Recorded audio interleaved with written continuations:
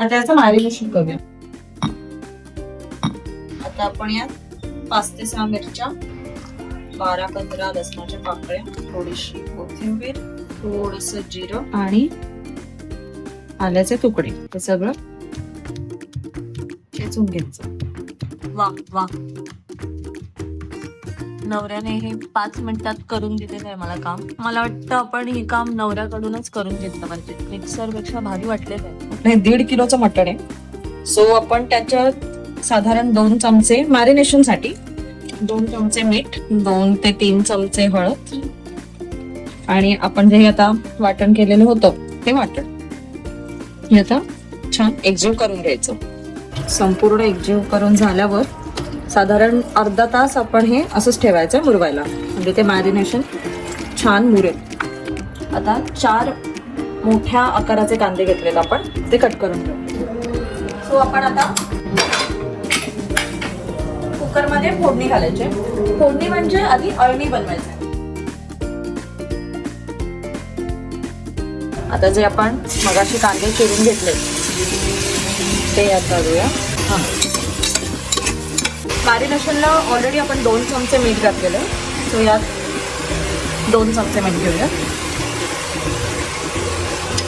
कांदा व्यवस्थित परतून घ्यायचा.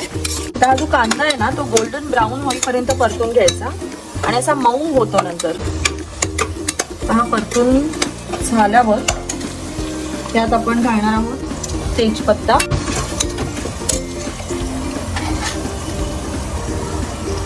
10-12 दाणे मिरी आणि 3-4 लवंग.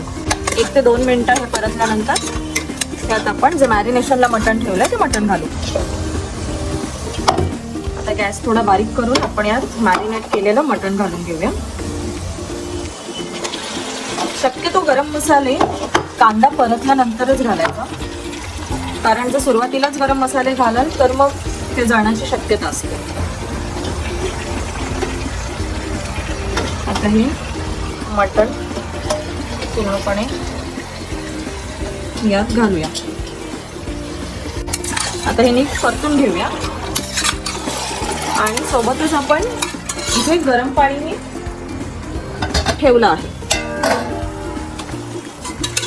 पण शक्यतो हे परतून चांगलं एकजीव करून घ्यायचं आणि मग नंतर त्याचं स्वतःचं जेव्हा पाणी सुटायला लागेल तेव्हा आपण पाणी ॲड करूया.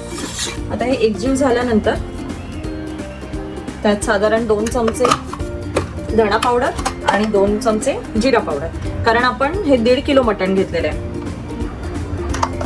तर त्या हिशोबाने आपण 2-2 चमचे धणा पावडर आणि जिरा पावडर घेतलेलं आहे. परत हे एकजीव करून घ्यायचं आणि एकजीव करून झालं की झाकून ठेवायचं. आत्ताच याला एक मटणाचा छान असा अरोमा, तो जो सुगंध असतो ना तो यायला सुरुवात झाली आहे.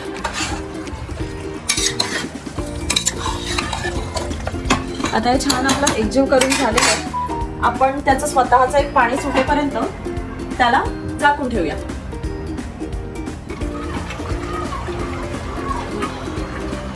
मटण छान मुरलेलं आहे आणि त्याला तुम्ही बघू शकता की स्वतःचं एक पाणी पण सुटलेलं आहे. किती पाणी सुटलंय त्याला. सो आता आपण त्यात गरम केलेलं पाणी ऍड करूया. बस.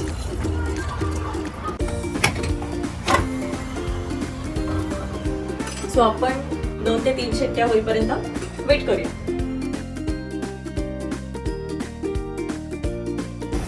सो 3 शिट्ट्या झालेल्या आहेत. आता आपण तयारी करूया वाटणाची.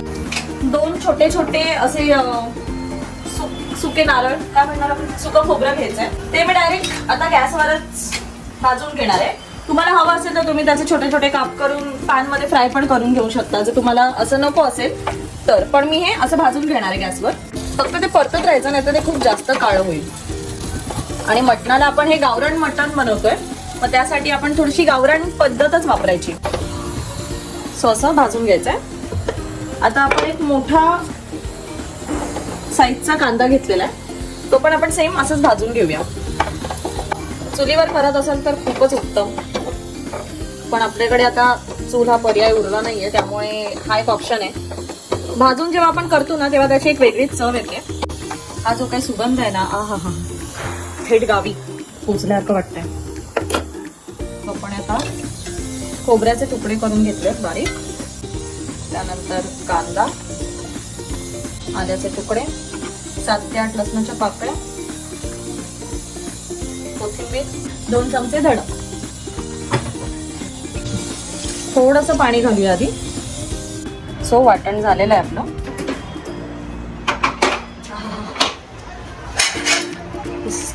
इतका सुगंध सुटलाय. अळणी प्यायचे का? ऑब्विसली अळणी काढून घेऊया.